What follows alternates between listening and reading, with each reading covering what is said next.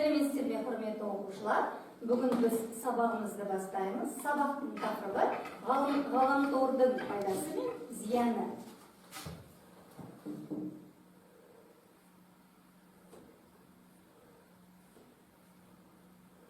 Бүгін біз сабақта проблемалық сұрақтарды тыңдалған мәтіннен деректер келтіре отырып дәлелді жауап береміз. Және шылау түрлерін ажыратамыз, орынды қолданамыз. Құрметті оқушылар, тақтада берілген түстер бойынша қазір топтарға бөлінеміз. Әр оқушы өзіне ұнайтын түсті таңдайды. Бәріміз бірге.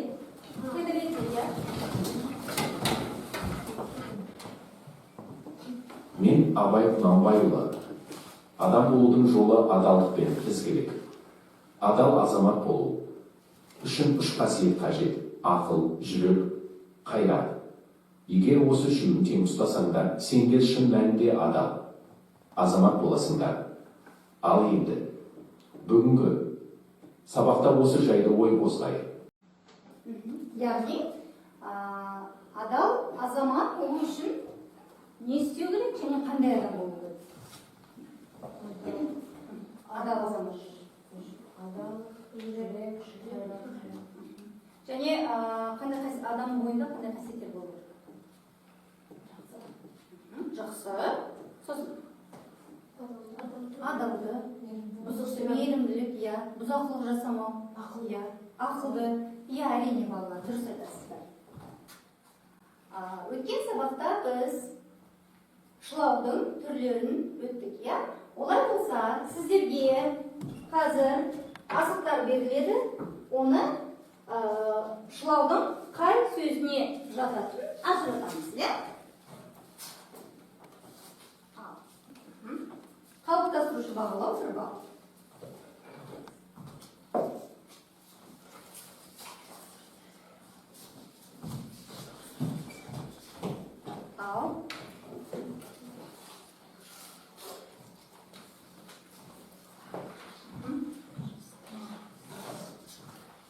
Шығамыз тақтаға шығамыз. Асықтың орнына орналастырамыз. Жақсы.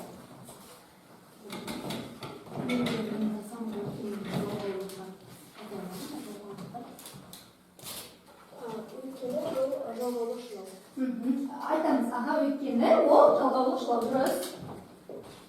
Келесі. Ернар.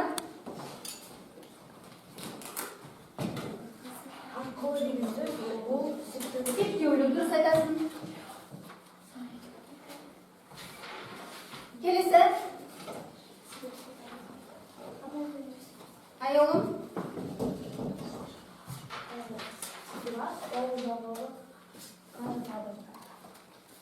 Жақсы. Енді балалар, келесі өткен сабақта біз ғаламтор тақырыбын өттік қой. Сол тақырып бойынша біз сұрақтарға жауап береміз. Кітап басамыз, сұрақтар шығады. Дұрыс? Іңкәр.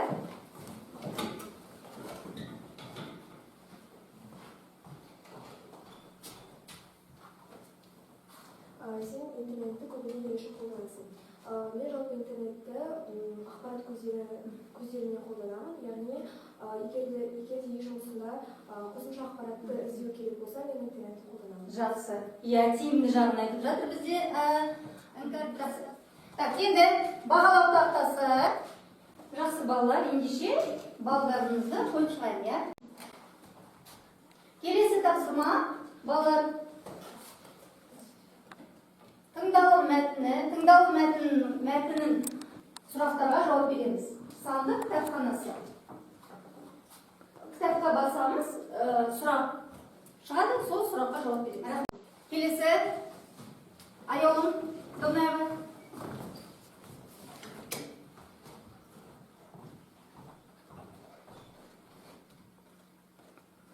Ғаламтор адамды бір-біріне жақындата ма, әлде алыстата ма? Мен ойымша ол бір-бірлерін алыстатады. Себебі өйткені ғаламторда көп отырсақ, біз шынайы адамдармен сөйлесе аламыз. Дұрыс айтасың. құлақ қаптарымызды тағып тыңдалым мәтінін тыңдаймыз.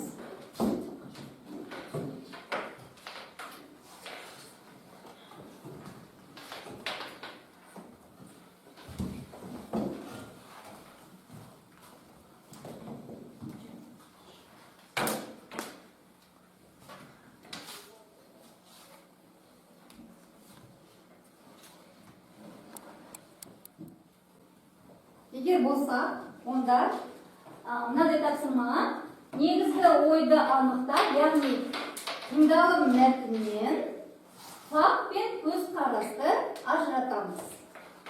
Факт және автордың пікірі. Көзқарасы яғни, тыңдалым мәтіннен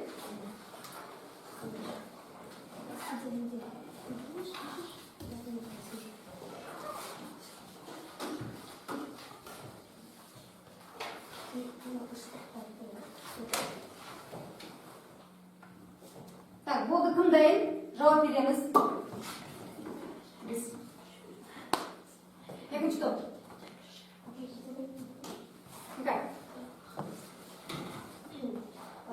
Ғаламтордың пайдасы орасан, оны әртүрлі салаларда қолдана аламыз.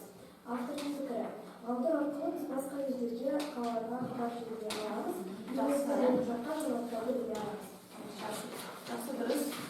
Так, келесі. Аяулым. Бірінші топтан. Ғаламтордың зияны мен пайдасы бар. Және ғаламтор арқылы жаңалықтар, ақпараттар біле аламыз. Автордың пікірі. Ғаламторды көп отыруға болмайды деп автор жеткізді.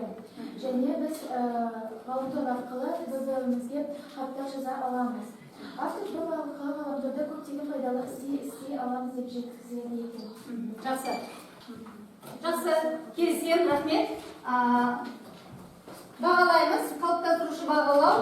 2 балл, Жалғас 2 балл, Ернар 2 балл, Бекболсын 1 балл қоям. Так, Аяулым Көкеш 2 балл, Альбина 2 балл, Айым 2 балл.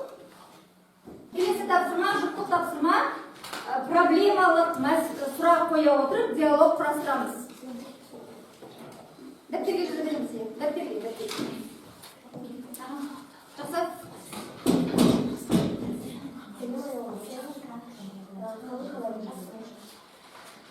Мен саған сұрағым бар. Ғаламтордың пайдасы қайсы бар, әлде зияны бар? Менің ойымша ғаламтордың пайдасы зияны бар. Пайдасы ол жаңалықтарды білеміз, ақпаратты басқа жерге жібере аламыз. Және ал зияны денсаулыққа кері әсер тигізеді. Саған сұрағым бар. Немесе ғаламторда көп пайдаға болмайды. Ғаламторда көп пайдаланған өсе болмайды. Өйткені жалпы іздерді біз оны көп пайдаланатын болсақ, біз виртуалды әлемге біз жалпы ғаламтордың құрбаны болып кетеміз. Және де осы өзіміздің отбасымызбен, достарымызбен көп уақыт бірге қыла алмаймыз. Жақсы, жақсы, рахмет. Жақсы, рахмет. Так, енді бағалаймыз. Жалғас 2 балл, Жалғас 1 балл, так, Ернар 2 балл. Бұл жалпы бізде шылаулар, жалғаулықтар, демеуліктер, септеулік деп 3 топқа бөлінеді. Оның ішінде бүгін біз жалғаулықтарды өтетін боламыз. Бұл жалғаулық шылаулар сөзбен сөзді, сөйлеммен сөйлемді тең дәрежеде салыстыра, байланыстырады. Жалғаулықтар бірыңғай мүшелермен сала сөйлемдерді әртүрлі мағыналы қатынасты байланыстырады. Және келесі түрлері бар. Ыңғайластық қатынас, яғни мен, бен, пен, да, де, та, те және әрі. Қарсылықты қатынас, бірақ, алайда, дегенмен, әйтпесе, әйткенмен, сонда да. Талғаулық қатынас, әлде, немесе, я, яки болмаса, не болмаса. Себеп салдар қатынасы, мысалы, себебі өйткені сондықтан, сол себепті шарттық қатынас, яғни егер де деген жалғаулықтар кездеседі. Сіздер Learning Apps бағдарламасы бойынша сөздерді, сылауларды сәйкестендіресіздер. Тақтаға бізде шығады аяулым шыға ғой және шығады. Іңгә шыға ғой.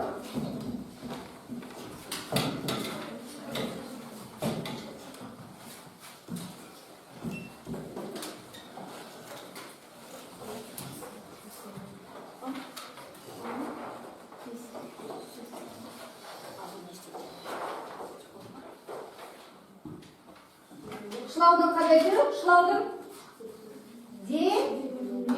демеулік жазалар.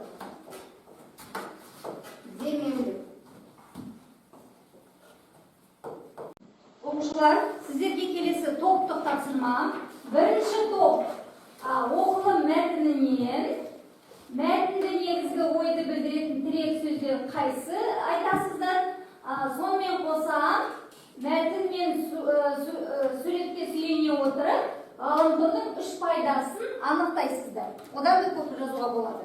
Пайдасын, сіздер мәтіннен зиянын анықтайсыздар, зиянын.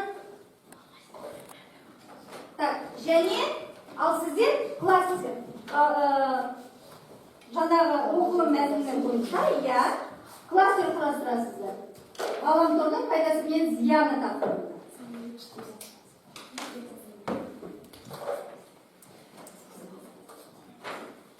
Қалыптастырушы бағалау екі арқылы өзіне тапсырыс беру үшін және басқа адамдармен байланысу үшін. Ғаламтордың зияны ол денсаулықты құрту, алшылық және кибербуллинг. Жақсы. Қандай шылау сөздер бар? Жалғаулық. Басқа арқылы үшін. Жақсы. Жақсы. Рахмет. Ғалыммен пайдалану өзімше мен оны оймен пайдалану үшін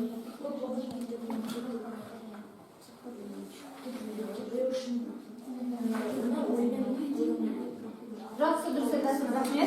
Келесі. Бірінші топ. Бірінші топ.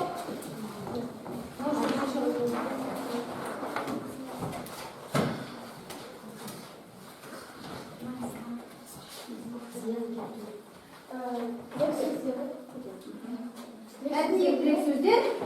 Техника желілер, кітап және ғаламтор мен адам. Пайдасы. Пайдалы ақпараты мен сатты білімге аламыз. Сондай-ақ керекті заттарды біле аламыз. Және жаңалықтар көруге болады. Жақсы. Қандай жалғаулықтар бар? Сондай-ақ. Сондай-ақ. Және. Сондай-ақ қандай түрге жатады? Демеулік. Және. Жалғау. Дұрыс. Жақсы, рахмет, отыра қойыңдар. Сонымен ғаламтордың пайдасы қандай? Пайдасы қандай ғаламтордың?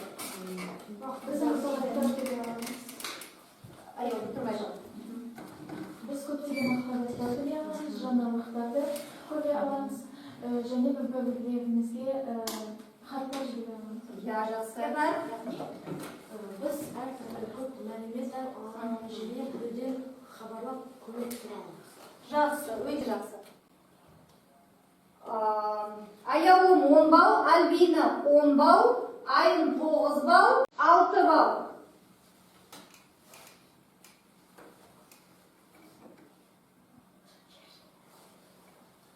Енді балалар сабаққа кері байланыс жасаймыз. Сабаққа кері байланыс. Сіздер тақтада берілген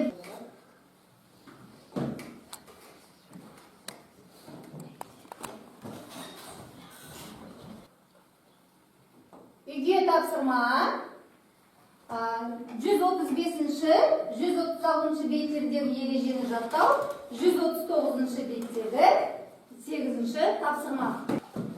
Сабақ аяқталды. Сау болыңыздар.